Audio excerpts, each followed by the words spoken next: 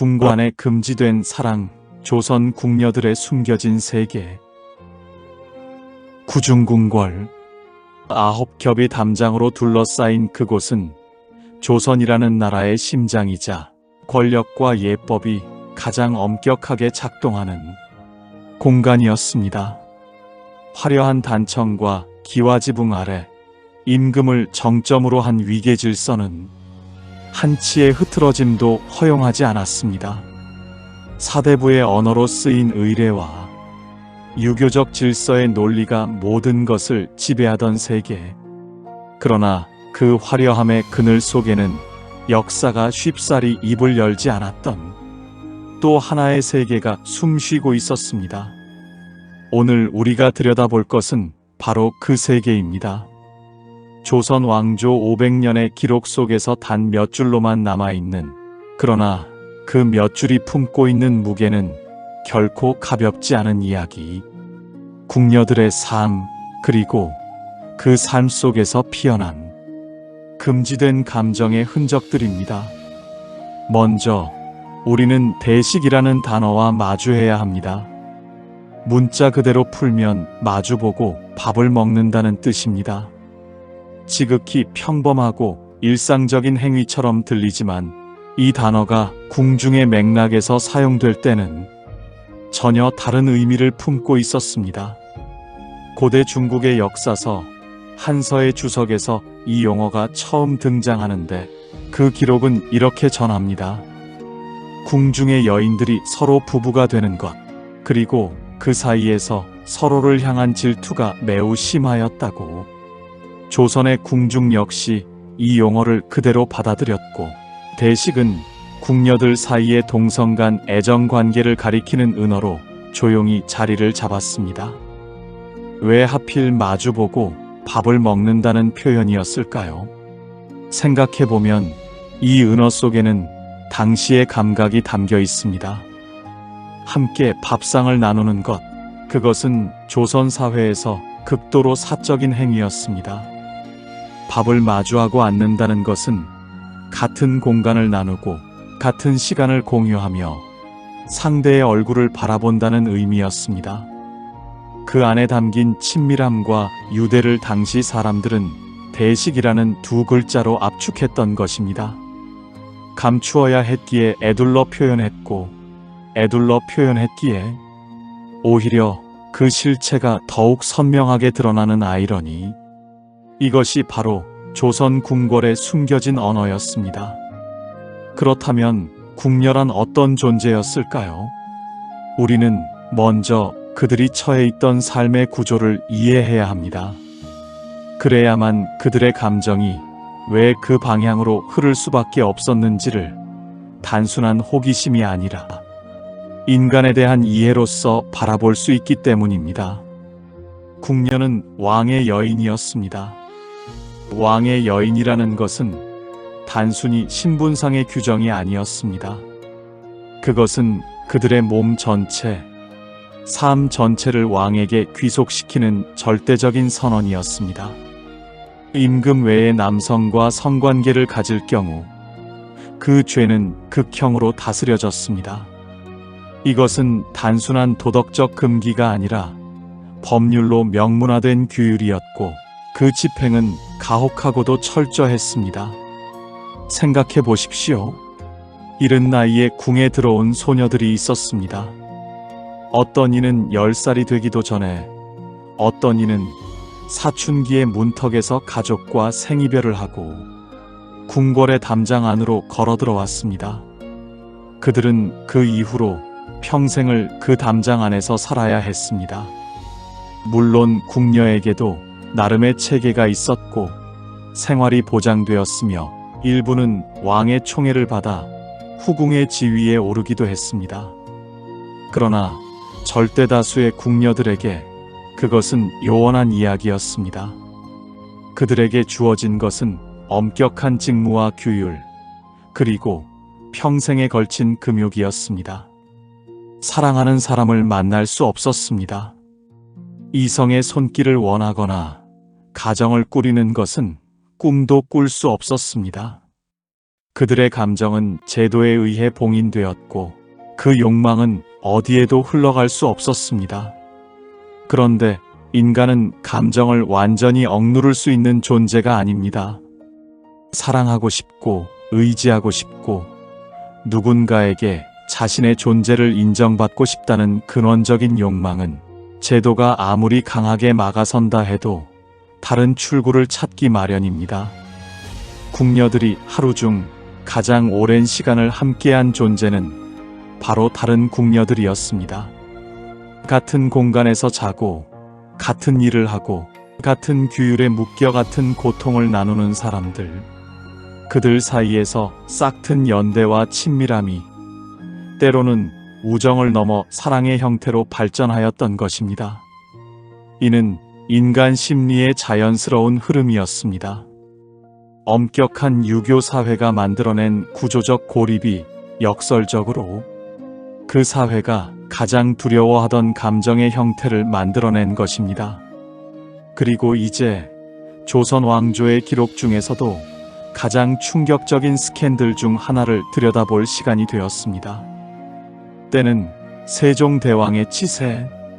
조선의 역사에서 가장 빛나는 시대로 기억되는 그 시절, 구중궁궐의 내전 깊은 곳에서 조선 왕실을 뒤흔들 사건이 조용히 무르익고 있었습니다.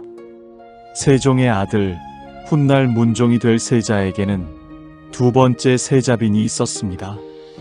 바로 순빈 봉씨입니다. 첫 번째 세자빈이 폐출된 이후 세자와 가래를 올린 봉씨는 왕실의 기대를 한몸에 받으며 내전으로 들어왔습니다. 그러나 현실은 냉혹했습니다.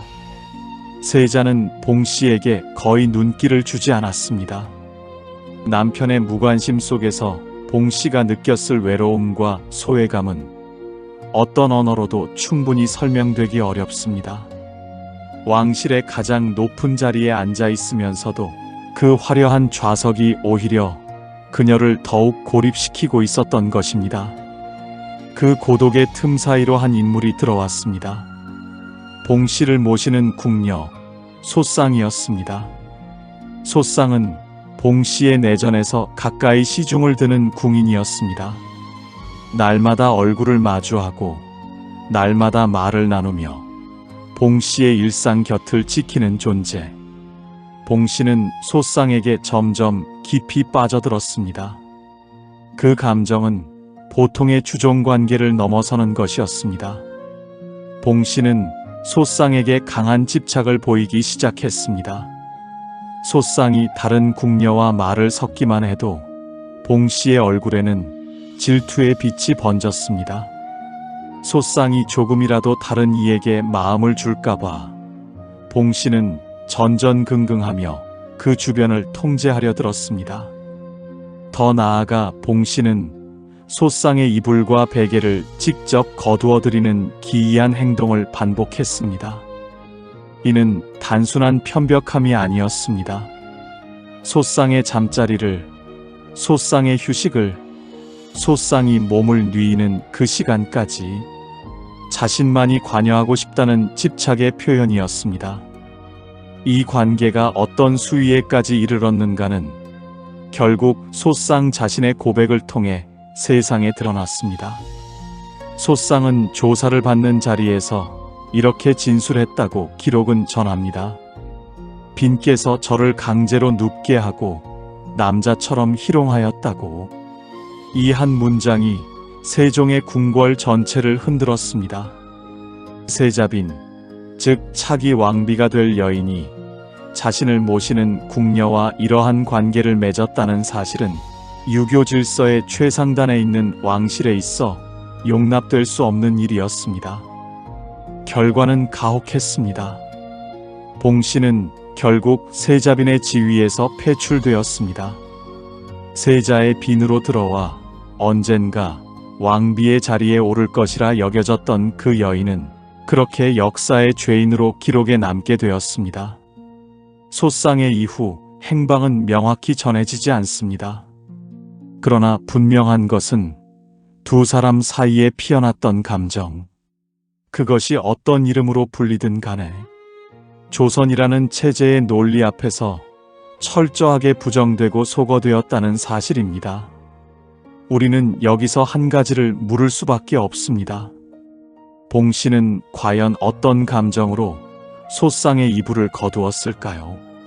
그것이 권력을 이용한 일방적인 강제였는지, 아니면 그 자신도 주체하지 못한 감정의 분출이었는지, 혹은 그 둘이 뒤엉킨 복잡한 것이었는지 역사의 기록만으로는 온전히 알 수 없습니다. 그러나 남편에게 외면당한 채 홀로 내전을 지키던 한 여인의 고독만은 그 기록 사이사이에서 뚜렷이 느껴집니다. 봉 씨와 소상의 사건이 조선 전기를 대표하는 궁중 스캔들이라면 조선 중기로 접어들며 또 다른 기록이 우리 앞에 모습을 드러냅니다. 이번에는 개인의 이야기가 아닌 궁녀들 사이에 형성된 하나의 하위 문화에 관한 기록입니다. 연산군 일기에는 매우 흥미로운 기록이 남아 있습니다. 궁녀들이 서로 팔뚝에 문신을 새기는 문화가 있었다는 것입니다. 새긴 글자는 벗붕, 즉 친구라는 뜻의 한자였습니다.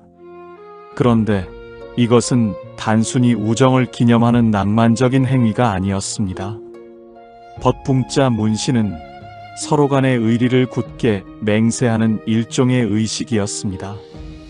피부에 영원히 새겨지는 글자로서 자신들의 결속을 돌이킬 수 없이 선언하는 것이었습니다. 이 문신 문화는 궁녀들 사이에 파벌을 형성하는 것으로 이어졌습니다. 같은 문신을 지닌 궁녀들끼리 무리를 이루었고, 그 무리 안에서 비밀과 정보와 감정이 공유되었습니다. 그리고 이것이 궁궐 내부의 기밀이 외부로 누설되는 원인이 되기도 했다고 기록은 지적합니다. 왕실의 가장 내밀한 정보를 다루는 궁녀들이 자신들만의 네트워크를 형성한다는 것은 왕실 입장에서는 체제를 위협하는 심각한 문제로 비춰졌습니다. 그러나 우리가 주목해야 할 것은 단순히 그 정치적 함의만이 아닙니다. 자신의 팔뚝에 영원히 지워지지 않을 글자를 새긴다는 것. 그것이 가능했을까요? 그 고통을 기꺼이 감수하면서까지 맺은 관계란 어떤 것이었을까요? 평생 궁궐 밖을 나가지 못하고 이성의 사랑을 금지당하며 오로지 같은 처지의 동료들 속에서만 살아가야 했던 여인들이 서로의 몸에 새긴 그 글자. 그것은 단순한 우정의 증표를 넘어 그들이 이 세계에서 허락받을 수 있는 가장 강렬한 형태의 유대였을지도 모릅니다. 물론 왕실은 이 모든 것을 좌시하지 않았습니다. 세종은 궁중의 동성애 문제를 인지하고 이를 근절하기 위한 명령을 내렸습니다. 동성 간의 애정 행위가 발각될 경우 곤장 70대를 치도록 하였고, 재범의 경우에는 100대로 그 형량을 높였습니다. 오늘날의 감각으로는 상상하기 어려운 가혹한 형벌이지만 그럼에도 이 관행은 근절되지 않았습니다. 형벌이 존재한다는 것은 역설적으로 그 행위 역시 계속해서 존재하였다는 증거이기도 합니다. 연산군 시절에는 더욱 가혹한 방식이 동원되었습니다. 단순히 곤장을 치는 것에서 나아가 가슴에 불로 달군 쇠를 대어 글자를 새기는 낙인형이 집행되었습니다. 그 문구는 위법교붕, 즉 법을 어기고 벗을 사귀었다는 뜻이었습니다. 생각해 보십시오. 고통과 함께 가슴에 새겨진 그 글자. 그것은 처벌인 동시에 영구적인 낙인이었습니다. 그 여인이 살아있는 동안, 아니 어쩌면 죽어서 무덤에 누울 때까지도 지워지지 않을 형벌이었습니다. 그러면서도 왕실은 좀 더 현실적인 예방책도 강구했습니다. 바로 방동제도입니다. 같은 부서에 속한 궁녀들끼리 오래 함께 지내다 보면 지나치게 친밀해진다는 것을 왕실은 경험으로 알고 있었습니다. 그래서 세수관의 나인과 소주방의 나인을 한 방에 같이 배정하는 방식으로 부서가 다른 궁녀들을 섞어 살게 한 것입니다. 업무 공간에서의 유대가 생활 공간에서의 친밀함으로 이어지지 않도록 인위적으로 그 결합을 차단하려는 시도였습니다. 감정을 제대로 통제하려 한 것입니다. 그러나 담장 안에 담장을 치는 것으로 인간의 감정을 막을 수는 없었습니다. 이제 우리는 조금 더 넓은 시각에서 이 모든 것을 바라볼 필요가 있습니다. 궁녀들 사이의 동성애를 단순히 이성관계가 금지된 환경에서 발생한 대체적 행위로만 설명하는 시각이 있습니다. 즉, 남성과의 관계가 불가능하니 차선책으로 동성을 선택했다는 해석입니다. 그러나 역사를 깊이 들여다보는 연구자들은 이 단순한 설명에 의문을 제기합니다. 신체적으로나 심리적으로 처음부터 동성에게 끌렸던 여인들, 그들이 궁궐이라는 공간에서 비로소 자신의 감정을 표현할 수 있었던 것은 아닐까 하는 가능성을 배제할 수 없다는 것입니다. 생각해보면 당시 조선의 일반 사회에서 여성이 동성 간의 감정을 자각하고 표현한다는 것은 거의 불가능한 일이었습니다.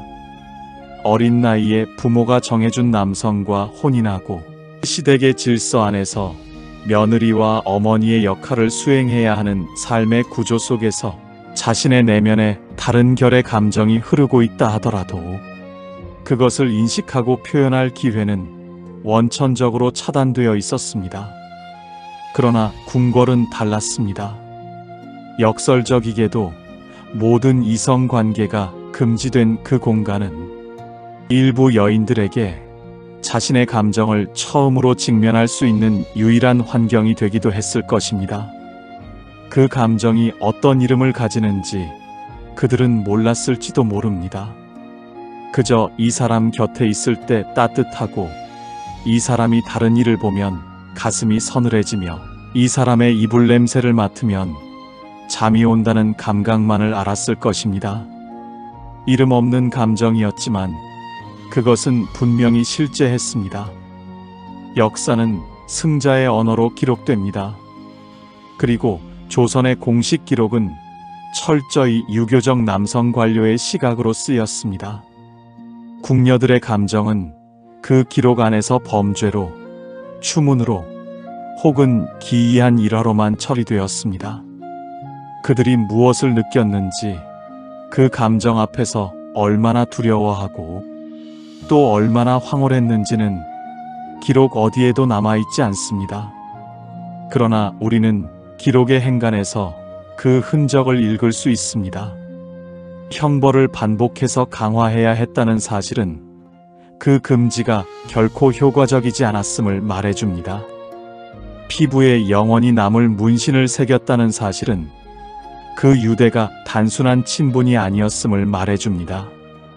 그리고 소상의 짧은 진술 속에 담긴 세자빈이 남자처럼 희롱하였다는 그 문장은 당대의 언어로는 그것을 표현할 다른 어휘가 없었던 사람들이 그럼에도 불구하고 자신들이 경험한 무언가를 기록에 남기려 했던 흔적입니다.